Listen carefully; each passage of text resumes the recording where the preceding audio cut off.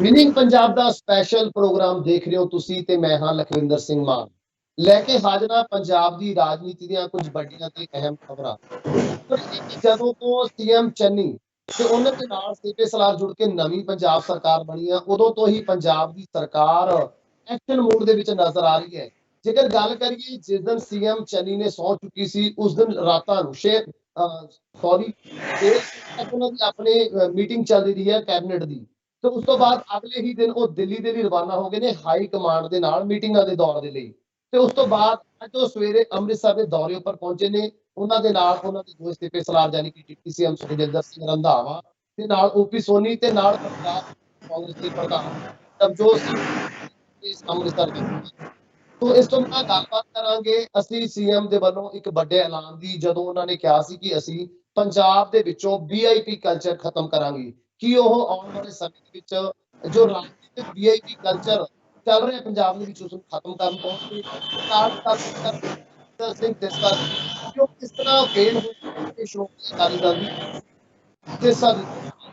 ਤੋ ਇਹਨਾਂ ਸਾਰਿਆਂ ਨੂੰ ਗੱਲਬਾਤ ਕਰਨ ਲਈ ਮੇਰੇ ਨਾਲ ਜੁੜੇ ਹੋਏ ਪ੍ਰੋਫੈਸਰ ਮਨਜੀਤ ਸਿੰਘ ਅਣਖੀ ਸਾਹਿਬ ਤੋਂ ਪਹਿਲਾਂ ਸਵਾਗਤ ਕਰਾਂਗੇ। ਅਣਖੀ ਸਾਹਿਬ ਸਵਾਗਤ ਹੈ ਜੀ। बहुत बहुत शुक्रिया जी। ਤੋ ਅਣਖੀ ਸਾਹਿਬ ਜਦੋਂ ਤੋਂ ਚੰਨੀ ਸਾਹਿਬ ਸੀਐਮ ਬਣੇ ਨੇ ਉਦੋਂ ਤੋਂ ਹੀ ਪੰਜਾਬ ਸਰਕਾਰ ਐਕਸ਼ਨ ਮੋਡ ਦੇ ਵਿੱਚ ਹੈ। ਭਾਵੇਂ ਗੱਲ ਕਰੀਏ ਆਪਾਂ ਸੀਐਮ ਦੀ ਸਹੁੰ ਚੁੱਕਣ ਤੋਂ ਬਾਅਦ ਉਹਨਾਂ ਦੀ ਕੈਬਨਿਟ ਮੀਟਿੰਗ ਦੀ ਜੋ ਕਿ ਦੇਰ ਰਾਤ ਤੱਕ ਚੱਲੀ ਸੀ, ਜਾਂ ਉਸ ਤੋਂ ਬਾਅਦ ਉਹਨਾਂ ਦੇ ਦਿੱਲੀ ਦੌਰੇ ਦੀ ਗੱਲ ਕਰੀਏ ਜਿੱਥੇ ਉਹਨਾਂ ਨੇ ਅੰਬਿਕਾ ਸੋਨੀ ਤੋਂ ਇਲਾਵਾ ਕਾਂਗਰਸ ਦੇ ਵੱਡੇ ਆਗੂਆਂ ਦੇ ਨਾਲ ਮੀਟਿੰਗ ਕਰਕੇ ਅਹਿਮ ਐਲਾਨ ਵੀ ਕੀਤੇ ਨੇ। ਸੋ ਅੱਜ ਦੀ ਗੱਲ ਕਰੀਏ ਤਾਂ ਅੱਜ ਸਵੇਰ ਤੋਂ ਹੀ ਅੰਮ੍ਰਿਤਸਰ ਦੇ ਦੌਰੇ ਉੱਪਰ ਨੇ। ਨਾਲ ਉਹਨਾਂ ਦੇ ਦੋਨੋਂ ਸੀਪੀ ਸਲਾਰ ਯਾਨੀ ਕਿ ਸੁਖਜਿੰਦਰ ਰੰਧਾਵਾ ਓਪੀ ਸੋਨੀ ਜੋ ਡਿਪਟੀ ਸੀਐਮ ਨੇ ਉਹ ਨਾਲ ਨੇ ਤੇ ਨਾਲ ਸਿੱਧੂ ਸਾਹਿਬ ਵੀ ਉਹਨਾਂ ਦਾ ਸਾਥ ਦੇ ਰਹੇ ਨੇ।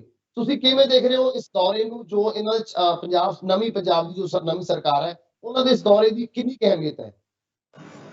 ਦੇਖੋ ਮਾਨ ਸਾਹਿਬ, ਜਿਹੜੀ ਆਮ ਤੌਰ ਤੇ ਇੱਕ ਪਰੰਪਰਾ ਰਹੀ ਹੈ ਪੰਜਾਬ ਸਰਕਾਰ ਦੇ ਵਿੱਚ, ਜਾਂ ਅਸੀਂ ਕਹਿ ਸਕਦੇ ਕਿ ਵੱਡੇ ਪੱਧਰ ਤੇ ਇਹ ਆਮ ਚੱਲਦਾ ਰਿਹਾ ਕਿ ਜਦੋਂ ਵੀ ਕੋਈ ਮੁੱਖ ਮੰਤਰੀ ਕਿਸੇ ਵੀ ਪਾਰਟੀ ਦਾ ਪੰਜਾਬ ਦੇ ਵਿੱਚ ਬਣਦਾ ਹੈ ਤਾਂ ਸਭ ਤੋਂ ਪਹਿਲਾਂ ਉਸ ਦਾ ਦੌਰਾ ਸ਼੍ਰੀ ਹਰਿਮੰਦਰ ਸਾਹਿਬ ਅੰਮ੍ਰਿਤਸਰ ਦਾ ਹੀ ਹੁੰਦਾ ਹੈ। ਕਿਉਂਕਿ ਇਹ ਇੱਕ ਲੰਮੀਆਂ ਪਰੰਪਰਾਵਾਂ ਦੇ ਅਨੁਸਾਰ ਹੀ ਜਿਹੜੀ ਚੰਨੀ ਸਰਕਾਰ ਹੈ, ਜਿਹੜੀ ਅੱਜ ਦੀ ਕੈਬਨਿਟ ਸਰਕਾਰ ਉਹ ਚੱਲਦੀ ਪਈ ਹੈ।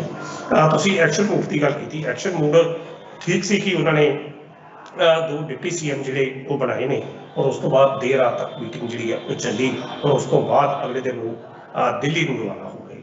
ਔਰ ਦਿੱਲੀ ਤੋਂ ਰਵਾਨਾ ਹੋਣ ਤੋਂ ਬਾਅਦ ਉੱਥੇ ਅੰਬਿਕਾ ਸੋਨੀ ਜਾਂ ਕਿ ਵੇਣੂ ਗੋਪਾਲ ਨਾਲ ਮੁਲਾਕਾਤ ਕਰਨ ਤੋਂ ਉਪਰੰਤ ਜਦੋਂ ਵਾਪਸ ਪਹੁੰਚੇ ਤਾਂ ਚੰਡੀਗੜ੍ਹ ਆਉਣ ਦੀ ਬਜਾਏ ਉਹ ਸਿੱਧਾ ਅੰਮ੍ਰਿਤਸਰ ਵਿੱਚ ਪਹੁੰਚੇ। ਤਾਂ ਜਿਸ ਤਰੀਕੇ ਨਾਲ ਮੈਂ ਗੱਲ ਕੀਤੀ ਕਿ ਇਹ ਇੱਕ ਪਰੰਪਰਾ ਹੈ, ਮਹਾਨ ਪਰੰਪਰਾਵਾਂ ਨੇ ਇਹ ਪੰਜਾਬ ਦੀਆਂ ਰਹੀਆਂ ਕਿ ਕੋਈ ਵੀ ਮੁੱਖ ਮੰਤਰੀ ਹੋਵੇ, ਕਿਸੇ ਵੀ ਪਾਰਟੀ ਦਾ ਹੋਵੇ, ਕੋਈ ਵੀ ਵੀਆਈਪੀ ਹੋਵੇ, ਉਹ ਜਦੋਂ ਵੀ ਪੰਜਾਬ ਦੌਰੇ ਤੇ ਆਉਂਦੇ ਨੇ ਤਾਂ ਅੰਮ੍ਰਿਤਸਰ ਦੌਰਾ ਜਿਹੜਾ ਉਹਨਾਂ ਦਾ ਨੰਬਰ 1 ਤੇ ਹੁੰਦਾ ਹੈ। ਕਿਉਂਕਿ ਦਰਬਾਰ ਸਾਹਿਬ ਉੱਥੇ ਅੰਮ੍ਰਿਤਸਰ ਦੀ ਜਿਹੜੀ ਮਹਾਨਤਾ ਹੈ ਉਹ ਹਰਿਮੰਦਰ ਸਾਹਿਬ ਕਰਕੇ ਹੈ, ਦੁਰਗਿਆਣਾ ਮੰਦਿਰ ਕਰਕੇ ਹੈ, ਜਲ੍ਹਿਆਂਵਾਲੇ ਬਾਗ ਕਰਕੇ ਹੈ, ਲਾਗੇ ਭਗਵਾਨ ਵਾਲਮੀਕੀ ਦਾ ਜਿਹੜਾ ਮੰਦਿਰ ਆ ਉਹਦੇ ਕਰਕੇ ਹੈ। ਸੋ ਬਹੁਤ ਉੱਥੇ ਵਿਰਾਸਤੀ ਚੀਜ਼ਾਂ ਨੇ, ਬਹੁਤ ਇਤਿਹਾਸਕ ਅੰਮ੍ਰਿਤਸਰ ਸ਼ਹਿਰ ਦੀ ਜਿਹੜੀ ਧਾਰਮਿਕ ਪੱਖ ਤੋਂ ਔਰ ਇਤਿਹਾਸਕ ਪੱਖ ਤੋਂ ਉਸਦੀ ਆਪਣੀ ਇੱਕ ਮਹਾਨਤਾ ਹੈਗੀ। ਉਸ ਮਹਾਤਮਾ ਦੇ ਅੰਤਰਗਤ ਹੀ ਹਰ ਸੀਐਮ ਉੱਥੇ ਜਾ ਕੇ ਆਪਣਾ ਨਤਮਸਤਕ ਜਦੋਂ ਹੁੰਦੇ ਨੇ ਤਾਂ ਇੱਕ ਉਸਦਾ ਡਿਊਟੀ ਦਾ ਜਾਂ ਉਸਦੇ ਕੰਮ ਦਾ ਜਾਂ ਉਸਦੀ ਕਾਰਜਸ਼ੈਲੀ ਦਾ ਇੱਕ ਹਿੱਸਾ ਸਮਝਿਆ ਜਾਂਦਾ, ਜਿਸ ਦੇ ਅਨੁਸਾਰ ਅੱਜ ਜਿਹੜੀ ਹੈ ਚਰਨਜੀਤ ਸਿੰਘ ਚੰਨੀ ਦੀ ਟੀਮ ਜਿਹੜੀ ਹੈ ਮਾਫ ਕਰਦਾ ਅੰਮ੍ਰਿਤਸਰ ਦੇ ਦੌਰੇ ਤੇ ਹੈ। ਔਰ ਇਸ ਦੌਰੇ ਦੇ ਵਿੱਚ ਦੋ ਡਿਪਟੀ ਸੀਐਮ ਔਰ ਚੌਥੇ ਜਿਹੜੇ ਨੇ ਉਹ ਨਵਜੋਤ ਸਿੰਘ ਸਿੱਧੂ ਦਿਖਾਈ ਦੇ ਰਹੇ ਨੇ। ਬੜੇ ਲੋਕਾਂ ਦਾ ਇਹ ਸਵਾਲ ਸੀ ਕਿ ਇਹਨਾਂ ਦੇ ਨਾਲ ਕੋਈ ਹੋਰ ਵਿਧਾਇਕ, ਜਿਸ ਤਰ੍ਹਾਂ ਆਮ ਤੌਰ ਤੇ ਜਦੋਂ ਕੈਪਟਨ ਅਮਰਿੰਦਰ ਸਿੰਘ ਹੋਣੀ ਜਾਂਦੇ ਸੀ ਤਾਂ ਉਹਨਾਂ ਨਾਲ ਇੱਕ ਵਿਧਾਇਕਾਂ ਦਾ ਜਮਘਟ ਜਿਹੜਾ ਬੜੇ ਵੱਡੇ ਪੱਧਰ ਤੇ ਨਾਲ ਹੁੰਦਾ ਸੀ, ਪਰ ਉਹ ਜਿਹਾ ਜਮਘਟ ਜਿਹੜਾ ਇਸ ਵੇਲੇ ਜਦੋਂ ਦਰਬਾਰ ਸਾਹਿਬ ਦੇ ਸਵੇਰੇ ਦਰਸ਼ਨਾਂ ਨੂੰ ਉਹ ਗਏ ਤਾਂ ਉਸ ਵਕਤ ਦਿਖਾਈ ਉਹ ਜਮਘਟ ਜਿਹੜਾ ਵਿਧਾਇਕਾਂ ਦਾ ਸੀ ਉਹ ਨਹੀਂ ਸੀ। ਹਲਕਾ ਸ਼੍ਰੀ ਹਰਗੋਬਿੰਦਪੁਰ ਤੋਂ ਜਿਹੜੇ ਬਲਵਿੰਦਰ ਸਿੰਘ ਲਾਡੀ ਨੇ ਉਹ ਜ਼ਰੂਰ ਦਿਖਾਈ ਦਿੱਤੇ ਸੀ। ਬਾਕੀ ਹੋ ਸਕਦਾ ਕਿ ਤਸਵੀਰਾਂ ਦੇ ਵਿੱਚ ਨਾ ਹੋਣ, ਪਰ ਮੁੱਖ ਰੂਪ ਦੇ ਵਿੱਚ ਇਹ ਜਿਹੜਾ ਚਰਨਜੀਤ ਸਿੰਘ ਚੰਨੀ ਹੋਣਾ ਦਾ ਇਹ ਦੌਰਾ ਸੀ, ਇੱਕ ਨਿਮਾਣੇ ਸਿੱਖ ਦੇ ਸੰਦਰਭ ਦੇ ਵਿੱਚ ਹੀ ਅਸੀਂ ਵੇਖ ਸਕਦੇ ਹਾਂ ਕਿ ਜਿਵੇਂ ਕੋਈ ਵੀ ਵਿਅਕਤੀ ਕਿਸੇ ਵੀ ਅਹੁਦੇ ਤੇ ਪਹੁੰਚਿਆ ਹੋਵੇ ਤਾਂ ਗੁਰੂ ਘਰ ਜਾ ਕੇ ਨਤਮਸਤਕ ਹੋਣਾ ਉਸਦੇ ਜੀਵਨ ਦਾ ਇੱਕ ਮੁੱਢਲਾ ਕਰਮ ਹੈ, ਤਾਂ ਜੋ ਗੁਰੂ ਮਹਾਰਾਜ ਦੀ ਓਟ ਲੈ ਕੇ, ਅਕਾਲ ਪੁਰਖ ਦੀ ਓਟ ਲੈ ਕੇ ਆਪਣਾ ਉਸਨੇ ਜਿਹੜਾ ਕੰਮ ਕਾਜ ਹੈ ਉਹ ਸ਼ੁਰੂ ਕਰਨਾ। ਸੋ ਇਸ ਸੰਦਰਭ ਦੇ ਵਿੱਚ ਇਸ ਦੌਰੇ ਦੀ ਜਿਹੜੀ ਮਹੱਤਤਾ ਉਹ ਵੱਧ ਜਾਂਦੀ ਹੈ। ਔਰ ਦੂਜੇ ਪਾਸੇ ਸ਼ਹੀਦਾਂ ਨੂੰ ਸ਼ਰਧਾਂਜਲੀ ਭੇਟ ਕਰਨ ਵਾਸਤੇ ਜਲ੍ਹਿਆਂਵਾਲੇ ਬਾਗ ਦੇ ਵਿੱਚ ਵੀ ਨਵਜੋਤ ਸਿੰਘ ਸਿੱਧੂ ਦੀ ਟੀਮ ਜਿਹੜੀ ਹੈ, ਨਵਜੋਤ ਸਿੱਧੂ ਦੀ ਟੀਮ ਆਪਾਂ ਨਾ ਕਹੀਏ, ਮੁੱਖ ਮੰਤਰੀ ਦੀ ਜਿਹੜੀ ਟੀਮ ਆ ਉਹ ਵੀ ਉੱਥੇ ਗਈ ਹੈ। क्योंकि बीते कुछ दिनों तो जलियांवाला बाग भी काफी विवाद का विषय ਜਿਹੜਾ ਉਹ बनता रहा है। राहुल गांधी ने ਜਦੋਂ ਇਸ ਦਾ ਸੁੰਦਰੀਕਰਨ ਕੀਤਾ ਗਿਆ ਜਲਿयांवाले ਬਾਗ ਦਾ, ਤਾਂ ਰਾਹੁਲ ਗਾਂਧੀ ਨੇ ਇਸ ਨੂੰ ਆਲੋਚਨਾ ਜਿਹੜੀ ਇਸ ਦੀ ਕੀਤੀ ਸੀ, ਜਦੋਂ ਕਿ ਦੂਜੇ ਪਾਸੇ ਕੈਪਟਨ ਅਮਰਿੰਦਰ ਸਿੰਘ ਹੋਣਾ ਨੇ ਇਸ ਸੰਦਰਭ ਦੇ ਵਿੱਚ ਸਾਫ਼ ਤੌਰ ਰੱਖਿਆ। ਪਰ ਹੁਣ ਦੇਖਦੇ ਹਾਂ ਕਿ ਚਰਨਜੀਤ ਸਿੰਘ ਚੰਨੀ ਦੀ ਜਿਹੜੀ ਟੀਮ ਹੈ ਉਹ ਕਿਸ ਤਰੀਕੇ ਨਾਲ ਜਲਿयांवाले ਬਾਗ ਦੇ ਇਸ ਸੁੰਦਰੀਕਰਨ ਨੂੰ ਦੇਖਦੀ ਹੈ, ਨਵੀਨੀਕਰਨ ਨੂੰ ਦੇਖਦੀ ਹੈ। ਬੇਸ਼ੱਕ ਉੱਥੇ ਜਾ ਕੇ ਸ਼ਹੀਦਾਂ ਨੂੰ ਸ਼ਰਧਾਂਜਲੀ ਭੇਂਟ ਕਰਨਾ ਇੱਕ ਬਹੁਤ ਵਧੀਆ ਉਹਨਾਂ ਕਰਮ ਹੈ, ਉਹ ਡਿਊਟੀ ਵੀ ਬਣਦੀ ਹੈ ਕਿ ਉਹਨਾਂ ਸ਼ਹੀਦਾਂ ਦੀ ਬਦੌਲਤੀ ਅੱਜ ਸਾਰੇ ਜਿਹੜੇ ਭਾਰਤ ਵਾਸੀ ਨੇ ਉਹ ਆਜ਼ਾਦੀ ਦਾ ਨਿੱਘ ਜਿਹੜਾ ਮੰਨਦੇ ਪਏ ਨੇ। ਇਹ ਜਲਿयांवाला ਬਾਗ ਉਹ ਬਾਗ ਜਿੱਥੇ ਹਰ ਹਿੰਦੁਸਤਾਨੀ ਦਾ ਜਿਹੜਾ ਲਹੂ ਜਿਹੜਾ ਉਹ ਡੁੱਲਿਆ ਸੀ, ਚਾਹੇ ਉਹ ਮੁਸਲਮਾਨ ਸੀ, ਚਾਹੇ ਸਿੱਖ ਸੀ, ਚਾਹੇ ਈਸਾਈ ਸੀ, ਚਾਹੇ ਹਿੰਦੂ ਸੀ, ਕੋਈ ਵੀ। ਤਾਂ ਕੁਦਰਤੀ ਤੌਰ ਤੇ ਮੁੱਖ ਮੰਤਰੀ ਦਾ ਉੱਥੇ ਜਾ ਕੇ ਨਤਮਸਤਕ ਹੋਣਾ, ਸ਼ਹੀਦਾਂ ਨੂੰ ਸ਼ਰਧਾਂਜਲੀ ਭੇਂਟ ਕਰਨਾ ਇੱਕ ਸ਼ਲਾਘਾਯੋਗ ਕਦਮ, ਇਸ ਦੀ ਸ਼ਲਾਘਾ ਜਿਹੜੀ ਉਹ ਕਰਨੀ ਚਾਹੀਦੀ ਹੈ। ਤੀਸਰਾ ਜਿਹੜਾ ਲਾਕੀ ਰਾਮ ਤੀਰਥ ਦੀ ਯਾਤਰਾ ਜਿਹੜਾ ਉਹ ਵੀ ਦਲਿਤ ਸਮਾਜ ਦਾ ਇੱਕ ਬਹੁਤ ਵੱਡਾ ਕੇਂਦਰ ਹੈ, ਪਰ ਉਸਦੀ ਤਰਾਸਦੀ ਇਹ ਰਹੀ ਉਸ ਸੈਂਟਰ ਦੀ ਅਜੇ ਤੱਕ ਮੁਕੰਮਲ ਨਹੀਂ ਹੋਇਆ, ਚਾਹੇ ਬਾਦਲ ਸਰਕਾਰ ਹੋਵੇ ਚਾਹੇ ਕੈਪਟਨ ਸਰਕਾਰ ਹੋਵੇ, ਅਜੇ ਤੱਕ ਬਹੁਤ ਫੰਡ ਜਿਹੜੇ ਨੇ ਰਾਮ ਤੀਰਥ ਵਾਸਤੇ, ਮੰਦਰ ਰਾਮ ਤੀਰਥ ਵਾਸਤੇ ਜਿਹੜਾ ਭਗਵਾਨ ਵਾਲਮੀਕੀ ਦੀ ਯਾਦ ਵਿੱਚ ਉੱਥੇ ਬਣਦਾ ਪਿਆ ਜਾਂ ਉਸਾਰਿਆ ਗਿਆ, ਅਜੇ ਤੱਕ ਕੰਪਲੀਟ ਨਹੀਂ ਹੋਇਆ। ਬੇਸ਼ੱਕ ਬਹੁਤ ਫੰਡ ਸਮੇਂ ਦੀਆਂ ਵੱਖ-ਵੱਖ ਸਰਕਾਰਾਂ ਵੱਲੋਂ ਮੁਹੱਈਆ ਕੀਤੇ ਜਾਂਦੇ ਰਹੇ ਨੇ। ਹੁਣ ਜਦੋਂ ਕਿ ਚਰਨਜੀਤ ਸਿੰਘ ਚੰਨੀ ਹੁਣੀ ਖੁਦ ਦਲਿਤ ਭਾਈਚਾਰੇ ਨਾਲ ਜਾਂ ਵਰਗ ਨਾਲ ਸੰਬੰਧਿਤ ਨੇ, ਤਾਂ ਉਹਨਾਂ ਦਾ ਉੱਥੇ ਜਾਣਾ ਚਲੋ ਇੱਕ ਤਾਂ ਉਹ ਜਨਰਲ ਪੱਖ ਤੋਂ ਹੈ ਹੀ ਹੈ, ਪਰ ਇਹ ਵੀ ਦੇਖਿਆ ਜਾਂਦਾ ਕਿ ਇਸ ਦੀ ਜਿਹੜੀ ਮੁਕੰਮਲ ਜਿਹੜਾ ਅਜੇ ਤੱਕ ਨਹੀਂ ਹੋਇਆ, ਇਸ ਨੂੰ ਵੱਡੇ ਪੱਧਰ ਤੇ ਮੁਕੰਮਲ ਕਰਨ। ਸੋ ਅੰਮ੍ਰਿਤਸਰ ਦਾ ਦੌਰਾ ਬੜੀਆਂ ਪੱਖਾਂ ਤੋਂ ਮਹੱਤਵਪੂਰਨ ਆ। ਇਹਦਾ ਮਹੱਤਵਪੂਰਨ ਇਸ ਪੱਖ ਤੋਂ ਹੀ ਆ ਕਿ ਉਹ ਮਾਝਾ ਬਰਗੇਡ ਜਿਹੜੀ ਹੈ, ਜਿਨ੍ਹਾਂ ਨੇ ਕੈਪਟਨ ਅਮਰਿੰਦਰ ਸਿੰਘ ਹੋਣਾ ਦੀ ਕੁਰਸੀ ਨੂੰ ਹਿਲਾ ਦਿੱਤਾ, ਉਹ ਮਾਝਾ ਬਰਗੇਡ ਦੇ ਦੋ ਜਿਹੜੇ ਪ੍ਰਮੁੱਖ ਸਿਪਾਹੀ ਨੇ, ਜਿਨ੍ਹਾਂ ਦੇ ਵਿੱਚ ਇੱਕ ਤਾਂ ਸੁਖਜਿੰਦਰ ਸਿੰਘ ਰੰਧਾਵਾ ਸੀ, ਦੂਜਾ ਤਰਜਿੰਦਰ ਸਿੰਘ ਬਾਜਵਾ, ਔਰ ਤੀਸਰੇ ਜਿਹੜੇ ਸੁਖ ਸਰਕਾਰੀਆ ਸੀ, ਉਹ ਮਾਝਾ ਬਰਗੇਡ ਜਾਂ ਇਸੇ ਮਾਝੇ ਦੇ ਇਲਾਕੇ ਨਾਲ ਸੰਬੰਧਿਤ ਸਨ। ਬੇਸ਼ੱਕ ਅੱਜ ਦੀ ਤਰੀਕ ਦੇ ਵਿੱਚ ਕੇਵਲ ਸੁਖਜਿੰਦਰ ਸਿੰਘ ਰੰਧਾਵਾ ਚਰਨਜੀਤ ਸਿੰਘ ਚੰਨੀ ਨਾਲ ਨਜ਼ਰ ਆ ਰਹੇ ਨੇ, ਤਰਜਿੰਦਰ ਸਿੰਘ ਬਾਜਵਾ ਨਹੀਂ ਹਨ, ਪਰ ਇਹ ਮਾਝਾ ਬਰਗੇਡ ਦੀ ਇੱਕ ਅਸੀਂ ਕਹਿ ਸਕਦੇ ਕਿ ਇੱਕ ਸ਼ਕਤੀ ਪ੍ਰਦਰਸ਼ਨ ਆ ਕਿ ਮਾਝੇ ਦੇ ਏਰੀਏ ਦੇ ਵਿੱਚੋਂ ਇਹ ਹੋ ਰਿਹਾ। ਜੇਕਰ ਨਵਜੋਤ ਸਿੱਧੂ ਨੂੰ ਵੀ ਦੇਖਿਆ ਜਾਏ ਤਾਂ ਉਹ ਵੀ ਅੱਜ ਕੱਲ੍ਹ ਅੰਮ੍ਰਿਤਸਰ ਦੇ ਹੀ ਮੂਲ ਵਾਸੀ, ਬੇਸ਼ੱਕ ਉਹ ਪਟਿਆਲੇ ਦੇ ਹਨ, ਪਰ ਅੰਮ੍ਰਿਤਸਰ ਵਿੱਚ ਵੀ ਉਹਨਾਂ ਦਾ ਘਰ ਹੋਣ ਕਰਕੇ ਜਾਂ ਉਹਨਾਂ ਦਾ ਜਿਹੜਾ ਵਿਧਾਨ ਸਭਾ ਹਲਕਾ ਚ ਉਹ ਚੋਣ ਲੜਦੇ ਨੇ ਉਹ ਮਾਝਾ ਖੇਤਰ ਦੇ ਵਿੱਚ ਹੀ ਹੁੰਦਾ। ਸੋ ਮਾਝੇ ਦੇ ਵਿੱਚ ਵੀ ਇੱਕ ਕਿਸਮ ਦੀ ਭਲਵਾਨੀ ਗੇੜਾ ਜਿਹੜਾ ਆ ਉਹ ਚਰਨਜੀਤ ਸਿੰਘ ਚੰਨੀ ਵੱਲੋਂ ਆਪਣੇ ਉਹਨਾਂ ਤੋਂ ਸਬਾਰਡੀਨੇਟ ਦੀ ਸਹਾਇਤਾ ਨਾਲ ਦਿੱਤਾ ਜਾ ਰਿਹਾ, ਤਾਂ ਜੋ ਮਾਝਾ ਇਸ ਲਈ ਕਦੇ ਮਾਲਵਾ ਜਿਹੜਾ ਸੱਤਾ ਦਾ ਕੇਂਦਰ ਹੁੰਦਾ ਸੀ, ਸ਼ਕਤੀ ਦਾ ਸੰਤੁਲਨ ਜਿਹੜਾ ਪਾਵਰ ਆਫ ਸੈਂਟਰ ਜਿਹੜਾ ਕਦੇ ਮਾਲਵਾ ਬਣਦਾ ਰਿਹਾ, ਉਹ ਹੁਣ ਸਥਿਤੀਆਂ ਜਿਹੜੀਆਂ ਬਦਲ ਕੇ ਅੱਜ ਦੇ ਸਮੇਂ 'ਚ ਜਿਹੜੀਆਂ ਮਾਝੇ ਦੇ ਵਿੱਚ ਕੇਂਦਰਿਤ ਹੋਈਆਂ। ਸੋ ਇਸ ਪੱਖ ਤੋਂ ਇਹ ਦੌਰਾ ਜਿਹੜਾ ਕਾਫੀ ਮਹੱਤਵਪੂਰਨ ਆ। ਅਸੀਂ ਇੱਕ ਗੱਲ ਮੈਂ ਹੋਰ ਆਪਣੇ ਦਰਸ਼ਕਾਂ ਨੂੰ ਦੱਸਦਾ ਕਿ ਇਹ ਦੌਰਾ ਇਹ ਮਹਿਜ਼ ਇੱਕ ਸ਼ਿਸ਼ਟਾਚਾਰ ਦੇ ਪੱਖ ਤੋਂ, ਕਿਉਂਕਿ ਇਹ ਪਰੰਪਰਾ ਹੈ, ਇਸ ਦਾ ਕੋਈ ਰਾਜਨੀਤਿਕ ਅਰਥ ਜਿਹੜੇ ਨੇ ਉਹ ਨਹੀਂ ਕੱਢੇ ਜਾਣੇ ਚਾਹੀਦੇ, ਤੇ ਨਾ ਹੀ ਇਸ ਦੇ ਪਿੱਛੇ ਕੋਈ ਰਾਜਨੀਤੀ ਜਿਹੜੀ ਹੋਣੀ ਚਾਹੀਦੀ ਹੈ। ਜਿਸ ਤਰੀਕੇ ਨਾਲ ਫੋਟੋਆਂ ਦੇ ਵਿੱਚ ਵੀ ਨਵਜੋਤ ਸਿੱਧੂ ਜਿਸ ਤਰੀਕੇ ਨਾਲ ਪਾਲਕੀ ਸਾਹਿਬ ਨੂੰ ਲੈ ਕੇ ਤੁਰੇ ਦਿਖਾਈ ਦੇ ਰਹੇ ਨੇ, ਇੱਕ ਪਾਸੇ ਚਰਨਜੀਤ ਸਿੰਘ ਚੰਨੀ ਹਨ, ਤਾਂ ਇੱਕ ਧਾਰਮਿਕ ਪੱਖ ਤੋਂ ਇਸ ਦਾ ਕੋਈ ਰਾਜਨੀਤਿਕ ਅਰਥ ਜਿਹੜੇ ਨੇ ਜਾਂ ਰਾਜਨੀਤਿਕ ਲਾਹਾ ਲੈਣ ਦੀ ਜਿਹੜੀ ਕੋਸ਼ਿਸ਼ ਆ ਉਹ ਨਹੀਂ ਕਰਨੀ ਚਾਹੀਦੀ। ਕੇਵਲ ਔਰ ਕੇਵਲ ਇਹ ਦੌਰੇ ਨੂੰ ਇੱਕ ਧਾਰਮਿਕ ਔਰ ਇੱਕ ਪਰੰਪਰਾਗਤ ਦੌਰੇ ਦੀ ਨਜ਼ਰ ਦੇ ਨਾਲ ਹੀ ਦੇਖਿਆ ਜਾਣਾ ਚਾਹੀਦਾ ਹੈ। ਜੀ ਮਾਨ ਸਾਹਿਬ। ਤੋ ਅੰਕਿਤ ਸਾਹਿਬ, ਜਿਵੇਂ ਤੁਸੀਂ ਦੀ ਗੱਲ ਕੀਤੀ ਵੀ ਇਹ ਇੱਕ ਸਿਰਫ ਔਰ ਸਿਰਫ ਸ਼ੁਕਰੀਆਨਾ ਕਰਨ ਵਾਸਤੇ ਹਰਿਮੰਦਰ ਸਾਹਿਬ ਗਏ ਨੇ, ਰਾਮ ਤੀਰਥ ਗਏ ਨੇ, ਨਤਮਸਤਕ ਹੋਣ ਵਾਸਤੇ ਦੁਰਗਿਆਣਾ ਮੰਦਿਰ ਗਏ ਨੇ, ਜਲਿਆਂਵਾਲੇ ਬਾਗ ਦੇ ਵਿੱਚ ਸ਼ਹੀਦਾਂ ਨੂੰ ਸ਼ਰਧਾਂਜਲੀ ਦੇਣ ਗਏ ਨੇ, ਇਹ ਕੋਈ ਰਾਜਨੀਤਿਕ ਦੌਰਾ ਨਹੀਂ ਸੀ। ਸੋ ਧੰਨਵਾਦੀ ਦੌਰਾ ਕਹਿ ਸਕਦੇ ਹਾਂ ਗੁਰੂ ਮਹਾਰਾਜ ਦਾ। तो ਇਸ ਤੋਂ ਬਾਅਦ ਇਸ ਦੌਰੇ ਤੋਂ ਬਾਅਦ ਜਿਵੇਂ ਕਿ ਚਰਚਾ ਆ ਗਈ ਵੀ ਉਹ ਪੂਰੀ ਟੀਮ, ਇਹ ਪੰਜਾਬ ਦੀ ਸਰਕਾਰ ਹੀ ਕਹਿ ਸਕਦੇ, ਕਿਉਂਕਿ ਸਰਕਾਰ ਦੇ ਵਿੱਚ ਇਸ ਸਮੇਂ ਸਿਰਫ ਸੀਐਮ, 2 ਡਿਪਟੀ ਸੀਐਮ ਤੇ ਨਾਲ ਜਦੋਂ ਕਿ ਉਹਨਾਂ ਦੇ ਮੇਨ ਮੋਢੀ ਬਣ ਕੇ ਚੱਲ ਰਹੇ ਨੇ ਸਾਡੇ ਕਾਂਗਰਸ ਪ੍ਰਧਾਨ ਨਵਜੋਤ ਸਿੰਘ ਸਿੱਧੂ। ਇਹ ਪੰਜਾਬ ਦੀ ਸਰਕਾਰ ਅਗਲੇ ਟਾਈਮ ਆਉਣ ਵਾਲੇ ਕੁਝ ਘੰਟਿਆਂ ਦੇ ਵਿੱਚ ਜਲੰਧਰ ਪਹੁੰਚੇਗੀ। ਉੱਥੇ ਤੁਸੀਂ ਉਸ ਦੌਰਾਨ ਕਿਵੇਂ ਦੇਖ ਰਹੇ ਹੋ? ਉੱਥੇ ਜਲੰਧਰ ਦੇ ਵਿੱਚ ਕਿੰਨਾ ਦੇ ਨਾਲ ਇਹਨਾਂ ਦੀ ਮੁਲਾਕਾਤਾਂ ਹੋ ਸਕਦੀਆਂ ਨੇ, ਕੀ ਦੇਖੋਗੇ ਜਲੰਧਰ ਬਾਰੇ? ਦੇਖੋ, ਇਹ ਜਿਹੜਾ ਅੰਮ੍ਰਿਤਸਰ ਤੋਂ ਦੌਰਾ ਜਿਹੜਾ ਹੁਣ ਜਲੰਧਰ ਦੌਰਾ ਤਬਦੀਲ ਹੋ ਜਾਵੇਗਾ। ਜਲੰਧਰ ਮੇਰੇ ਖਿਆਲ 2 ਵਜੇ ਤੱਕ ਪ੍ਰੋਗਰਾਮ ਪੰਜਾਬ ਦੇ ਮੁੱਖ ਮੰਤਰੀ ਦੇ ਜਿਹੜੇ ਆਯੋਜਿਤ ਕੀਤੇ ਜਾਣਗੇ।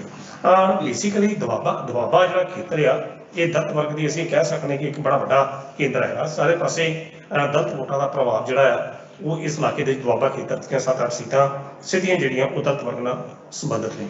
ਤਾਂ ਇਹੋ ਜਿਹੇ ਸਮੇਂ ਦੇ ਵਿੱਚ ਚਰਨਜੀਤ ਸਿੰਘ ਚੰਨੀ ਹੁਣੀ ਜਦੋਂ ਆਉਣਗੇ ਤਾਂ ਜਿਹੜੀ ਦਲਿਤ ਵਰਗ ਜਿਸ ਤਰੀਕੇ ਨਾਲ ਸ਼੍ਰੋਮਣੀ ਅਕਾਲੀ ਦਲ ਜਾਂ ਬਸਪਾ ਇੱਕ ਗੱਠਜੋੜ ਕਰਕੇ ਦੂਜੀਆਂ ਪਾਰਟੀਆਂ ਨੂੰ ਇੱਕ ਚੁਣੌਤੀ ਦੇ ਰਹੀ ਸੀ, ਉਹਦਾ ਚੁਣੌਤੀਆਂ ਦਾ ਮੁਕਾਬਲਾ ਕਰਨ ਵਾਸਤੇ ਚਰਨਜੀਤ ਸਿੰਘ ਚੰਨੀ ਹੁਣਾਂ ਦਾ ਦੌਰਾ ਜਿਹੜਾ ਉਹ ਬੜਾ ਮਹੱਤਵਪੂਰਨ ਦੁਆਬੇ ਦਾ ਮੰਨਿਆ ਜਾ ਸਕਦਾ। ਹੋ ਸਕਦਾ ਕਿ ਉਹ ਡੇਰਾ ਬੱਲਾਂਵਾਲ ਵੀ ਜਾਣ, ਕਿਉਂਕਿ ਕੁਝ ਸਮਾਂ ਪਹਿਲਾਂ ਨਵਜੋਤ ਸਿੰਘ ਸਿੱਧੂ ਜਦੋਂ ਪ੍ਰਧਾਨ ਬਣੇ ਸੀ ਤਾਂ ਡੇਰਾ ਬੱਲਾ ਜਿਹੜਾ ਖਾਸ ਤੌਰ ਤੇ ਦਲਿਤ ਵਰਗ ਦਾ ਅਸੀਂ ਕਹਿ ਸਕਦੇ ਕਿ ਬੜਾ ਮਹੱਤਵਪੂਰਨ ਕੇਂਦਰ ਆ ਡੇਰਾ ਬੱਲਾ ਵਾਲੇ ਸੰਤਾਂ ਦਾ, ਤਾਂ ਸ਼ਾਇਦ ਉੱਥੇ ਵੀ ਚਰਨਜੀਤ ਸਿੰਘ ਚੰਨੀ ਹੋਣ ਦੀ ਸ਼ਮੂਲੀਅਤ ਜਿਹੜੀ ਉੱਥੇ ਅੱਜ ਆ ਕੇ ਉਹ ਸਿਜਦਾ ਕਰ ਸਕਦੇ ਨੇ।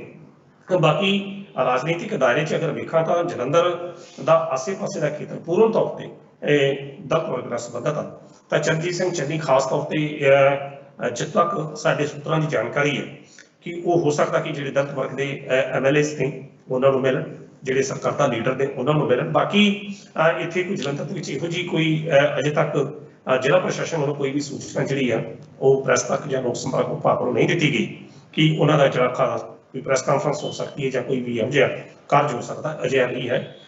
ਇਹ ਧੰਨਵਾਦੀ ਦੌਰਾ ਹੀ ਹੋਵੇਗਾ ਚਰਨਜੀਤ ਸਿੰਘ ਚੰਨੀ ਉਹਨਾਂ ਦਾ, ਧੰਨਵਾਦੀ ਦੌਰਾ ਅੰਮ੍ਰਿਤਸਰ ਤੱਕ, ਪਰ ਜਦੋਂ ਜਲੰਧਰ ਤੱਕ ਪਹੁੰਚੇਗਾ ਤਾਂ ਇਹ ਦੌਰਾ ਜ਼ਰੂਰ ਰਾਜਨੀਤਿਕ ਰੂਪ ਦੇ ਵਿੱਚ ਬਦਲਦਾ ਸਾਨੂੰ ਦਿਖਾਈ ਦੇ ਸਕਦਾ, ਕਿਉਂਕਿ ਜੇਕਰ ਬੱਲਾ ਵਾਲਿਆਂ ਕੋਲ ਜਾਂਦੇ ਨੇ ਤਾਂ ਬੱਲਾ ਵਾਲਿਆਂ ਦਾ ਜਿਹੜਾ ਬੜਾ ਤਗੜਾ ਆਧਾਰ ਜਿਹੜਾ ਦੁਆਬੇ ਦੇ ਖੇਤਰ 'ਚ ਹੈਗਾ, ਜਿਹੜੀ ਖਾਸ ਤੌਰ ਤੇ ਇੱਕ ਵਰਗ ਦੀ ਜਿਹੜੀ ਵੋਟ ਆ ਉਹ ਪੂਰੀ ਡੇਰਾ ਬੱਲਾ ਵਾਲਿਆਂ ਦੇ ਪ੍ਰਭਾਵ ਦੇ ਦੀ ਹੈ। ਤੇ ਨਵਜੋਤ ਸਿੱਧੂ ਦਾ ਬੀਤੇ ਦਿਨਾਂ 'ਚ ਉੱਥੇ ਫਿਰ ਆਪਣਾ ਰਵੀਦਾਸੀਆ ਵਰਗ ਨੂੰ ਆਪਣੇ ਵੱਲ ਖਿੱਚਣ ਦਾ ਜਿਹੜਾ ਯਤਨ ਸੀ ਬੜੇ ਰੂਪ ਦੇ ਵਿੱਚ ਵੇਖਿਆ ਜਾ ਰਿਹਾ। ਔਰ ਸੁਖਬੀਰ ਸਿੰਘ ਬਾਦਲ ਜਾਂ ਬਸਪਾ ਸੁਪਰੀਮੋ ਮਾਇਆਵਤੀ ਉਹਨਾਂ ਦੀ ਵੀ ਟੇਕ ਜਿਹੜੀ ਆ ਦੁਆਬੇ ਦੀਆਂ ਜਿਹੜੀਆਂ 5-7 ਸੀਟਾਂ ਜਿਹੜੀਆਂ ਦਲਿਤ ਵਰਗ ਦੇ ਸਿੱਧੇ ਪ੍ਰਭਾਵ ਹੇਠ ਨੇ ਉਹਨਾਂ ਉੱਤੇ ਹੈ, ਤਾਂ ਸੋ ਉਹਦਾ ਤੋੜ ਲੱਭਣ ਵਾਸਤੇ ਚਰਨਜੀਤ ਸਿੰਘ ਚੰਨੀ ਉਹਨਾਂ ਦੀ ਇਹ ਜਿਹੜੀ ਪਹਿਲੀ ਫੇਰੀ ਆ ਇਹ ਕਾਫੀ ਰਾਜਨੀਤਿਕ ਪੱਖ ਤੋਂ ਮਹੱਤਵਪੂਰਨ ਜਿਹੜੀ ਆ ਇਸ ਨੂੰ ਮੰਨ ਸਕਦੇ ਹਾਂ। ਜੀ ਮਾਨ ਸਾਹਿਬ। ਹਾਂਜੀ ਸਾਹਿਬ, ਹੁਣ ਮੈਂ ਗੱਲ ਕਰਾਂਗਾ ਪਹਿਲੀ ਕੈਬਨਿਟ ਦੀ। ਉੱਥੇ ਇੱਕ ਬਹੁਤ ਵੱਡਾ ਐਲਾਨ ਹੋਇਆ ਸੀਗਾ CM ਦੇ ਵੱਲੋਂ ਕਿ ਅਸੀਂ ਆਉਣ ਵਾਲੇ ਸਮੇਂ ਦੇ ਵਿੱਚ ਜੋ ਹੈ ਕਲਚਰ ਹੈ, ਇੱਕ ਅਮੀਰ ਕਲਚਰ ਚਾਲੂ ਕੀਤਾ, ਗੱਲ ਕਰੀਏ ਕਲਚਰ ਦੀ, ਰਾਜਨੀਤਿਕ ਕਲਚਰ ਦੀ, VIP ਕਲਚਰ ਦੀ, ਵੱਡੇ ਵੱਡੇ ਕਾਫਲੇ ਲੈ ਕੇ ਚੱਲਣਾ, ਮਹਿੰਗੇ ਮਹਿੰਗੇ ਪਲੇਨਸ ਦੇ ਉੱਪਰ ਜਾ ਕੇ ਆਪਣੀਆਂ ਫੇਰੀਆਂ ਕਰਨਾ, ਵੀ ਉਸ ਕਲਚਰ ਨੂੰ ਅਸੀਂ ਠੱਲ ਪਾਵਾਂਗੇ, ਪਹਿਲਾ ਵੱਡਾ ਐਲਾਨ ਸੀ। ਸੋ ਅੱਜ ਜਿਵੇਂ ਕਿ ਉਹਨਾਂ ਨੇ ਅੰਮ੍ਰਿਤਸਰ ਦਾ ਦੌਰਾ ਕੀਤਾ, ਉੱਥੇ ਦਿਖਾਈ ਵੀ ਦੇ ਰਿਹਾ ਹੈਗਾ, ਉਹ ਆਪਣੀ ਗੱਲਾਂ ਦੇ ਉੱਪਰ ਪੱਕੇ ਖੜੇ ਦਿਖਾਈ ਦੇ ਰਹੇ ਨੇ, ਕਿਉਂਕਿ ਉੱਥੇ ਕੋਈ ਉਹਨੂੰ VIP ਟ੍ਰੀਟਮੈਂਟ ਨਹੀਂ ਮਿਲਿਆ, ਕੋਈ ਬਹੁਤੀ ਫੋਰਸ ਸਾਨੂੰ ਆਲੇ ਦੁਆਲੇ ਦਿਖੀ। ਇੱਥੋਂ ਤੱਕ ਕਿ ਨਵਜੋਤ ਸਿੰਘ ਸਿੱਧੂ, ਸੁਖਜਿੰਦਰ ਸਿੰਘ ਰੰਧਾਵਾ, OP ਸੋਨੀ ਤੇ ਸਾਡੇ CM ਸਾਹਿਬ ਚੰਨੀ ਸਾਹਿਬ, ਉਹ ਇੱਕ ਦੇਸੀ ਢਾਬੇ ਉੱਪਰ ਬੈਠੇ ਚਾਹ ਪੀਂਦੇ ਤੇ ਗੱਪਸ਼ਪ ਕਰਦੇ ਦਿਖਾਈ ਦਿੱਤੇ ਨੇ।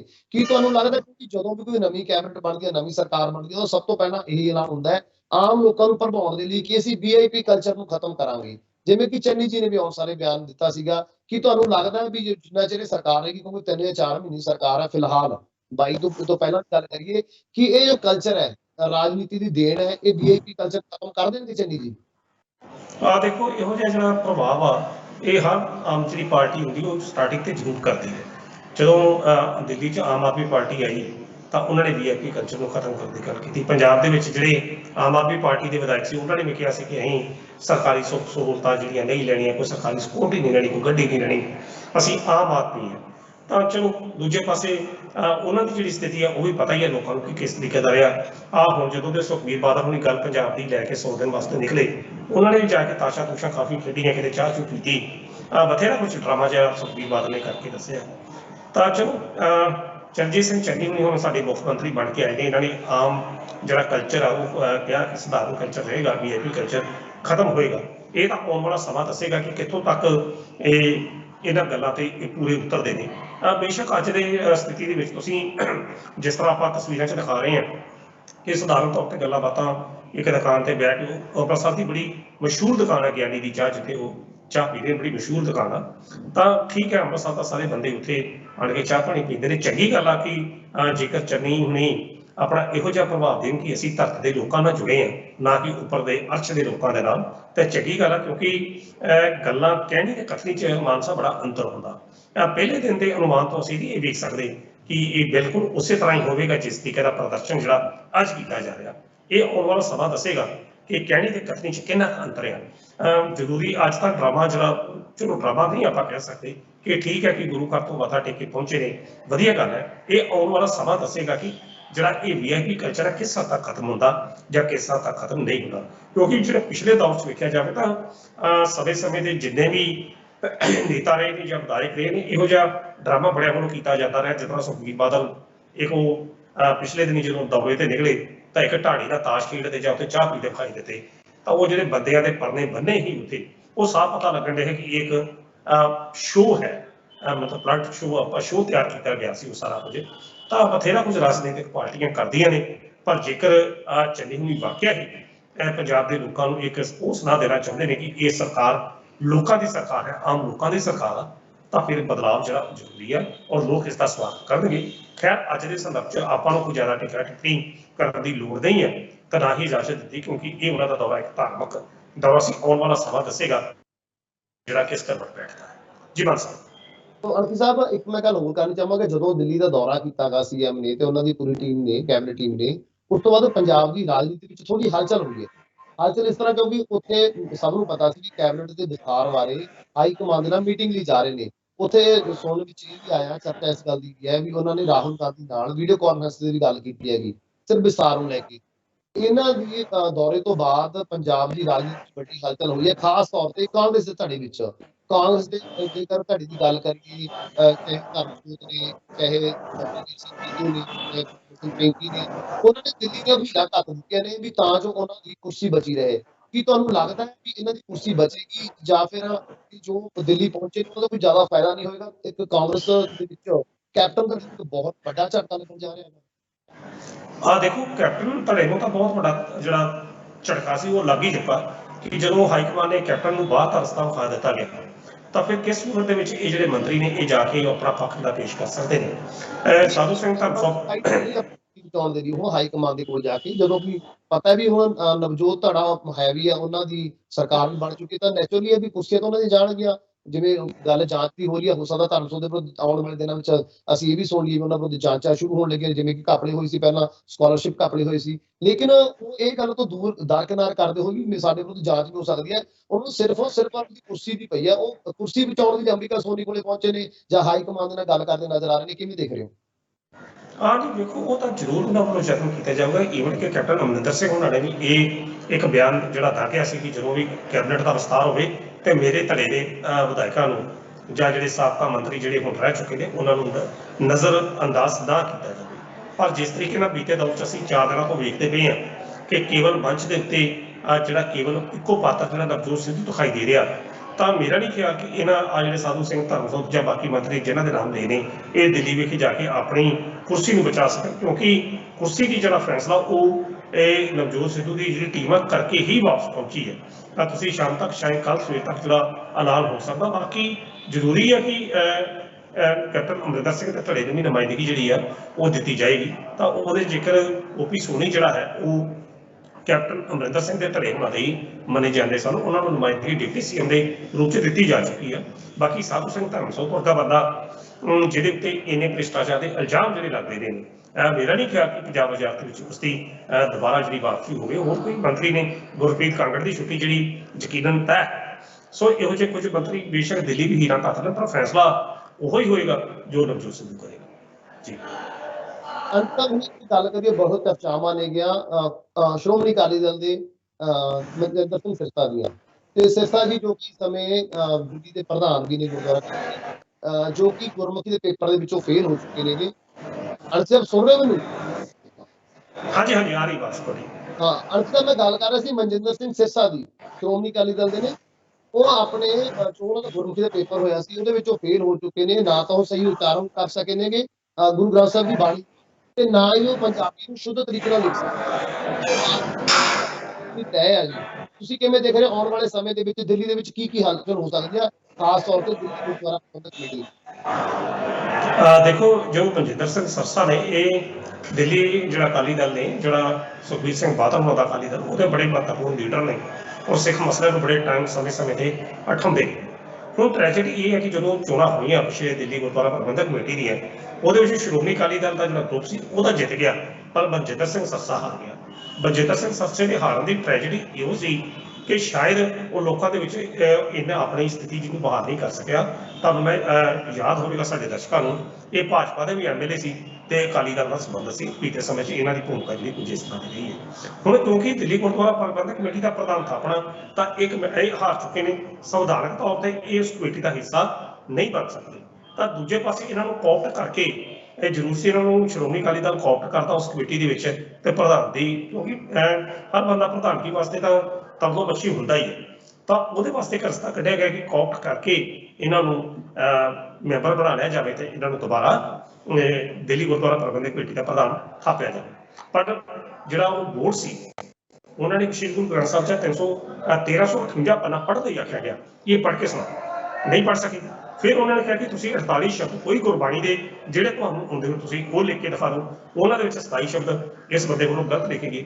ਹੁਣ ਕਹਿਣ ਦਾ ਅਰਥ ਹੈ ਕਿ ਇੱਕ ਪਾਸੇ ਤਾਂ ਤੁਸੀਂ ਆਪਣੇ ਆਪ ਨੂੰ ਸਿੱਖੀ ਦਾ ਲੰਬਰਦਾਰ ਸ਼ੋਅ ਕਰਦੇ ਜੀ, ਇੱਕ ਪਾਸੇ ਕਹਿੰਦੇ ਜੀ ਕਿ ਅਸੀਂ ਗੁਰਦੁਆਰੇ ਦੀ ਸੇਵਾ ਸੰਭਾਲ ਵਾਸਤੇ ਬਹੁਤ ਯਤਨ ਕਰ ਰਹੇ ਹਾਂ, ਸਿੱਖੀ ਦੇ ਪ੍ਰਚਾਰ ਵਾਸਤੇ ਕਰ ਰਹੇ ਹਾਂ, ਪੰਜਾਬੀ ਦੇ ਪ੍ਰਚਾਰ ਵਾਸਤੇ ਕਰਨ ਰਹੇ ਹਾਂ, ਤਾਂ ਆਉਂਦਾ ਜਾਣਾ ਤਾਂ ਕੱਖ ਨਹੀਂ।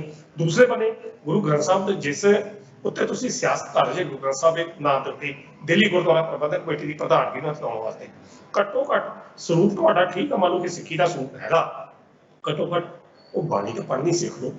ਘੱਟੋ ਘੱਟ ਬਾਣੀ ਨੂੰ ਗੁਰੂ ਗ੍ਰੰਥ ਸਾਹਿਬ ਦਾ ਜਿਹੜਾ ਸਤਿਕਾਰ ਹੈ ਉਹ ਬਾਣੀ ਤਾਂ ਪੜ੍ਹ ਲਓ। ਘੱਟੋ ਘੱਟ ਤੁਹਾਡੇ ਤੇ ਕੋਈ ਇਹੋ ਜਿਹੀ ਇਲਜ਼ਾਮਬਾਜ਼ੀ ਤਾਂ ਨਾ ਲੱਗੇ।